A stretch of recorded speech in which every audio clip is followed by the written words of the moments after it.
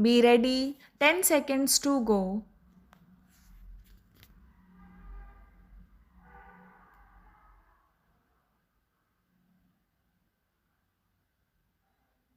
Start. Sir, I think this debate will have a positive and beneficial effect on the settlement of this strike. Most of the members, almost all the members who have spoken here, have sympathized with the cause of the workers, the demands of the workers. Nobody has said that the workers are putting forward unjustified demands. Now, unfortunately, some issues have been brought in which have created some amount of confusion. Even in the statement of the minister which he had made here on the floor of the house and in the other house, for example, I must clear those one or two points.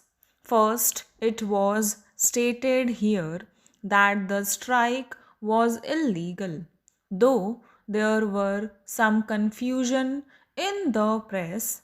We read that they said that we had not declared it illegal, but it becomes automatically illegal. It becomes automatically illegal because conciliation proceedings were pending and they went on strike, which was illegal. I just want to correct the record a bit. Under the Industrial Disputes Act, notice has to be given of strike. It has enjoined upon the employees of the public utility concern to serve notice before they go on strike. This was done by all the four federations, including the Congress led Intuck Federation. It is the responsibility of the unions that they have to serve due notice. Under Section 22 of the Industrial Disputes Act, once a notice of strike is received, it is the responsibility of the government immediately to start conciliation proceedings, and the act says that the conciliation proceedings have to be conducted by a conciliation officer. In the present case, no conciliation officer appeared on the scene for the simple reasons that the negotiations were being conducted at the highest level between the minister himself and the leaders of the four federations. The question of conciliation officer coming along and holding conclusion proceedings does not arise in this case.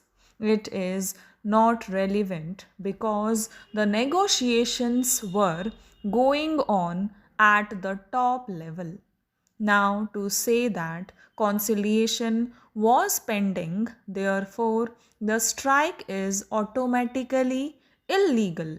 I do not know why they are making so much out of it except to try to confuse the public that we have done something illegal.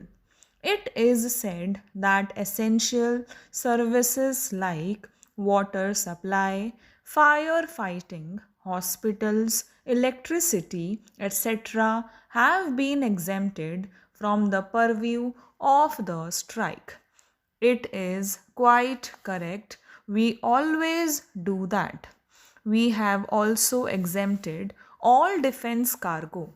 Any vessels carrying defense cargo will be handled in spite of the strike by us. Passenger vessels will be handled.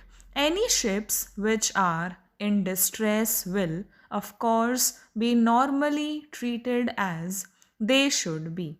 And whatever work was done during the last 5 days in respect of these matters is being done free by the workers without taking any wages. Don't say that our attitude is an irresponsible attitude. I only want to wish to add my voice to what the other honorable members have said for the use of debating on the demands of grants for the defense ministry, and we were talking of the role of navy in repelling back the external aggression, and here the navy is being used to break the strike of the workers. This is a very unfortunate situation which should not repeat in future. I would tell the government that this is not the proper way to deal with such matters. Such strikes have taken place in many countries. This has not happened for the first time. Many times, railways, dock, and port workers have gone on strike. Longshore men in America have gone on strike so many times. These are democratic countries like ours with a parliamentary government. The army and navy have never been brought in to break the strike.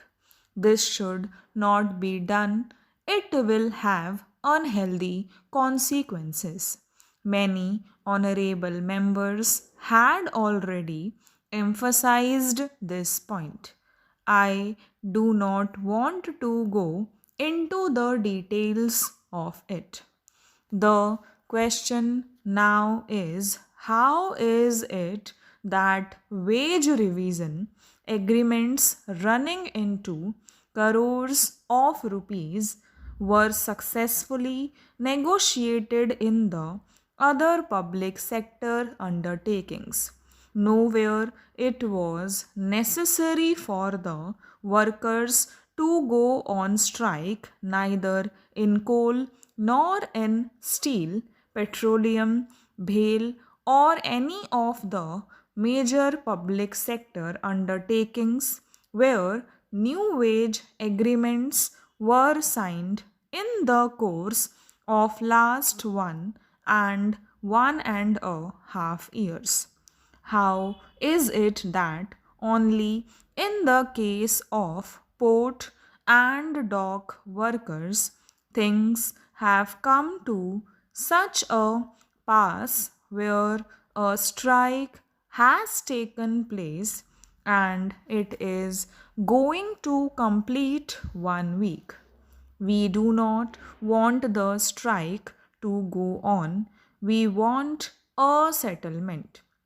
If the government wants to test the unity or determination of the workers, well, I think 1 week is ample to demonstrate them, and it is not necessary to prolong that. We have made it clear. The four federations have also said that. You have read that in the newspapers this morning. Stop.